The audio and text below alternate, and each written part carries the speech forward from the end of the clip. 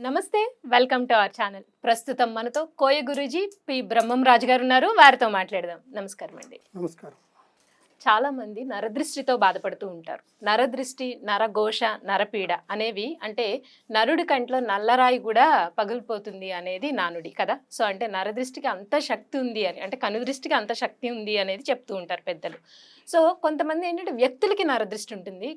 కొన్ని చోట్ల ఏంటంటే వ్యాపార సంస్థలకు కానీ, అంటే వ్యాపార సంస్థలు అని ఎందుకు అంటున్నానంటే అప్పటి వరకు చాలా చక్కగా నడిచిన షాపు సడన్గా డౌన్ఫాల్ అయిపోతుంది. ఎందుకో తెలియదు. వాళ్ళు అంతే ఎఫర్ట్ పెట్టినా సరే ముందున్నంత లాభాలు అప్పుడు ఉండవు. సో అటువంటి వాళ్ళు నరదృష్టి మనిషికి తగిలినా సరే, లేకపోతే వ్యాపార సంస్థలకు కానీ, లేకపోతే పెద్ద పెద్ద బిజినెస్లు ఉన్న వాళ్ళకి కానీ అసలు ముందు ఇది నరదృష్టి లేకపోతే ఇది నరఘోష, నరపీడ అని ఎలా తెలుసుకోవాలి? తెలుసుకున్న తర్వాత వాళ్ళు ఎటువంటి రెమెడీస్ పాటిస్తే కనుక ఈ నరదృష్టి నుంచి బయటపడతారు అనేది వివరించండి.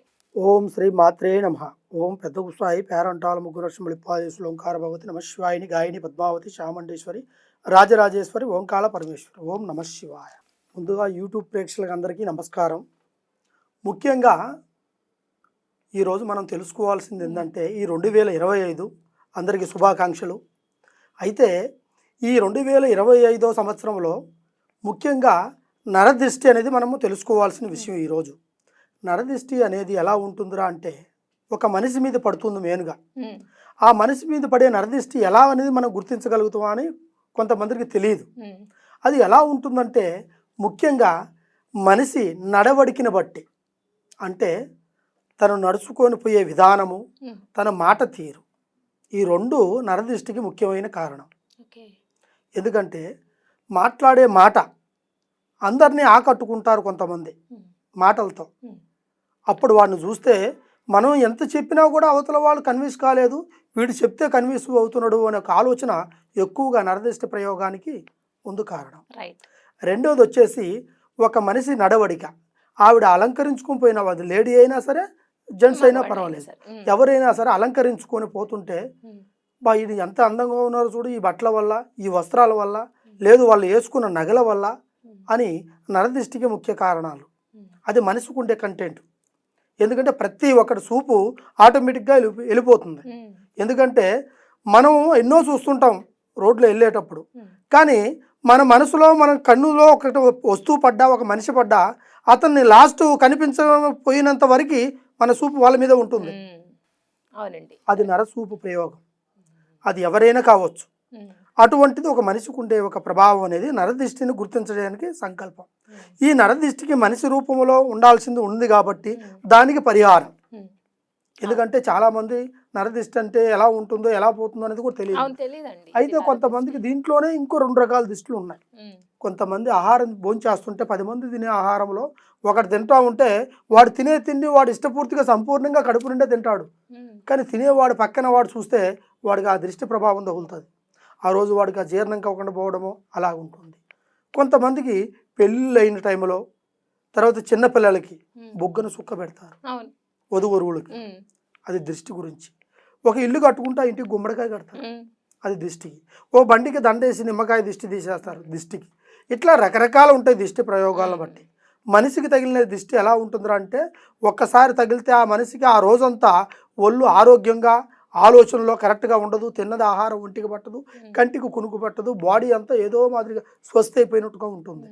అది కనుదృష్టికి సంబంధించింది.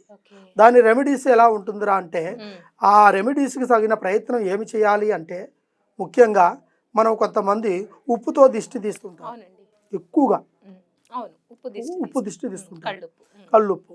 అలాగా కొంతమంది కత్తిని కాల్చి దిష్టి తీస్తూ ఉంటారు విలేజ్లల్లో. అట్లా కొంతమంది నిమ్మకాయని బట్టి దిష్టి తీస్తుంటారు. అలా కాదు, దానికి సంబంధించినవి 3 మిరియాలు, నల్ల మిరియాలు, తర్వాత ఎర్ర ఉప్పు, సాల్ట్. ఆ ఉప్పులో కూడా ఎర్ర ఉప్పు ఉంటుంది, పింక్ సాల్ట్ మీరు చెప్పేది. Pink salt. అది ఆ రెండింటిని కలుపుకొని తల మీదించి దిష్టి తీసి తర్వాత తీసుకెళ్ళేసి నీళ్ళల్లో వేసేయాలి. ఒక్కొక్కసారి కొంతమందికి ఎక్కువగా దిష్టి ఉన్నప్పుడు దాన్ని తీసి ఉప్పులో వేసి నిప్పులలో వేసేయాలి. నిప్పులు ఆ దిష్టి ప్రభావానికి తగిలిన వాళ్ళకి అది అలాగా పోతుంది. అది నరదిష్టికి సంబంధించింది. అది కూడా ఒక మనిషి మీద ఉన్నదానికి. దాంట్లో ఎక్కువగా అలంకరించుకునే వాళ్ళు ఉంటారు. అలంకరించుకున్న వాళ్ళకి వాళ్ళకి ఉప్పుతోనూ పప్పుతోనూ దాంతోనూ దిష్టి తీస్తే పోదు. వాళ్ళకి రాగి రేఖ మీద అంటే కాపర్ దాంతో రాగి రేఖ మీద భేదక్షరాలతో రాసి తాయితీ కట్టుకుంటే వాళ్ళకి ఎప్పటికీ ఎటువంటి దుస్తులు వేసుకున్నా, ఎంత అలంకారాలు ఉన్నా, ఎంత డబ్బు సంపాదించినా దిష్టి ప్రభావానికి సంబంధించిన రెమెడీ అది. అంటే అవి ఎక్కడ దొరుకుతాయి? అది ఎక్కడ దొరుకుతాయి అంటే భద్రాచలంలో దొరుకుతుంది. ఎక్కడ పడితే అక్కడ దొరకదు. మనకు గుళ్ళల్లో ఇస్తుంటారు తాయితలు కట్టుకోమని, ఆ గుడికి పోయినా ఈ గుడికి పోయినా దిష్టికనే ఇస్తుంటారు. అది కాదు, అది మామూలుగా దైవ సంకల్పానికి సంబంధించింది. దిష్టికి సంబంధించింది వేరే ఉంటుంది. అది కాపర్తో చేసి భేదక్షరాలతో రాస్తారు. అది ఆ ఒక్క దిష్టికి సంబంధించింది, అది మనిషికి సంబంధించింది. అదేవిధంగా ఒక షాపు అంటే బిజినెస్, చిన్నపాటి ఉద్యోగస్తులు, చిన్నపాటి వ్యాపారస్తులు, చిన్నపాటి సంస్థానం పెట్టుకొని నడిపించుకునే వాళ్ళు, అదేవిధంగా పెద్ద పెద్ద బిజినెస్లు. ఇప్పుడు మనకి నిత్యావసరానికి సంబంధించిన బిజినెస్లు ఉంటాయి, ఇంటికి సంబంధించిన మెటీరియల్స్ ఉంటుంది, తర్వాత మన వస్తువులు కొనుక్కోవడానికి మనకు కొన్ని అవసరాలకి ఇంట్లో సామాన్లు కొనుక్కునే ఉంటాయి, బిజినెస్లు ఉంటాయి. ఈ బిజినెస్లన్నీ ఎలాంటివి ఉంటాయంటే వాళ్ళు చిన్నపాటి నుంచి కష్టపడుకుంటూ వస్తుంటారు. అంటే రూపాయిని ఆశించకుండా ముందుగా వాళ్ళు జనాలు మనకి రావాలి, ఎక్కువగా జనాలు వస్తేనే ఆ బిజినెస్ మనకి రన్ అవుతుంది అనే ఆలోచన ఎక్కువ పెడుతుంటారు జనం. ఆ జనాలు వచ్చే దాని గురించి కూడా కొంతమంది ఆ దిష్టి తగిలింది అంటే వాళ్ళకి ఆ బిజినెస్ని వాళ్ళకి చేస్తున్న వ్యాపారం అంటే రూపాయి వచ్చినా ₹10 వచ్చినా ఆ రోజు ఏది జరగకపోయినా కూడా వాళ్ళ కంటిన్యూగా షాప్ తీస్తూ అందరినీ ఆకట్టుకుంటూ చేస్తూ ఉంటారు. ఎందుకంటే మనం షాప్ మూసేస్తే జనాలకు తెలియదు అనేటట్టుగా. అయితే అలాంటిది రన్నింగ్ అవుతున్నది సడన్గా ఆగిపోవచ్చు. ఆగిపోవడం అంటే జనాలు రాకుండా పోవడం, ఆ గిరాకులు రాకుండా పోవడం, తర్వాత వాళ్ళు తెచ్చుకున్న సరుకు కూడా అలాగనే ఉండిపోవడం, ఇలాగ రన్ అవుతున్నది సడన్గా నిలబోయేదానికి ఉంటుంది. ఎందువల్ల ఉంటుందంటే ఒక మనిషి కన్ను ఇస్పనేత్రం, ఒళ్ళంతా ఇసుమే ఉంటుంది కానీ విషం మరి ప్రతి ఒక్క మనిషికి ఉంటుంది. ఆలోచన, అబ్బాయి వీడు ఇంత బాగున్నాడు, ఎంత గొప్పగా చేస్తున్నాడు, ఇంత సంపాదిస్తున్నాడు అనే ఆలోచన ఎక్కువగా ఉంటుంది. ఈ కన్ను అనేది ఎక్కువగా పడుతుంది అనమాట ఆ ఒక వ్యవస్థ మీద, ఏదో ఆ బిజినెస్ మీద, వ్యాపారం మీద. అది జరగదు. దాన్ని విషపనేత్రం అంటారు, చెడు కన్ను అంటారు. అలాంటి పడ్డప్పుడు ఆ వ్యాపారం ముద్దుకు రాదు, ₹10 సంపాదించలేరు, జరుగుతున్నది ఆగిపోతుంది, రావాల్సినవి కూడా ఆగిపోతాయి. వాళ్ళు ఏమి చేస్తారంటే అప్పుడు ఎందుకు రావట్లేదు, ఎందుకు జరగట్లేదు, ఇన్ని రోజులుగా జరుగుతున్నది ఇప్పుడు సడన్గా ఆగిపోవడానికి కారణం ఏమిటి అంటారు. అది వచ్చేసి ఇస్ప కన్ను నేత్రంలో తగిలిన ప్రభావం వల్ల ఆ నరదిష్టి ప్రయోగం దెబ్బకి నల్లరాయి కూడా పగులుతుంది అంటారు. అటువంటి నర ప్రయోగం పడ్డప్పుడు ఏ వ్యాపారం కానీ ముందుకు రాలేదు. ఎంత రన్ అవుతుందైనా సరే అది సడన్గా ఆగిపోయేదానికి అవకాశాలు ఉంటాయి. తర్వాత రెండోది, చిన్నపాటి వ్యాపారస్తులు, బండ్ల మీద పెట్టుకునే వాళ్ళు, వ్యాపారం రోడ్ల మీద పెట్టుకునే వాళ్ళు, లేదా చిన్న చిన్న షాపులు పెట్టుకునే వాళ్ళు, కిరాణా షాపు వాళ్ళు రకరకాలుగా పెట్టుకుంటారు వాళ్ళ బతుకు తెరువు కోసం. వాళ్ళకు కూడా ప్రభావాలు ఉంటాయి. ఆ ప్రభావాలు ఉన్నప్పుడు కంపల్సరిగా ఆ నరదిష్టి ప్రయోగం వల్ల కొంచెం నష్టం జరుగుతుంది. దానికి దగ్గర రెమెడీస్ని ప్రయత్నం ప్రకారం చేసే అవకాశాలు మేము చేయగలుగుతాం. ఒక్కసారి మమ్మల్ని సంప్రదించేట్టుకైతే ఈ కింద కనబడుతున్న కాంటాక్ట్ నెంబర్ ఒకసారి కాంటాక్ట్ చేయండి. కంపల్సరిగా ఆ నరదిష్టి ప్రయోగాన్ని మీకు విముక్తి చేసి దానికి పరిహారం చేసి మళ్ళీ పునరాయం పోసేటట్టుగా ఆ వ్యాపారం అభివృద్ధి వచ్చేటట్టుగా మేము చేస్తాం. ఓం నమః శివాయ.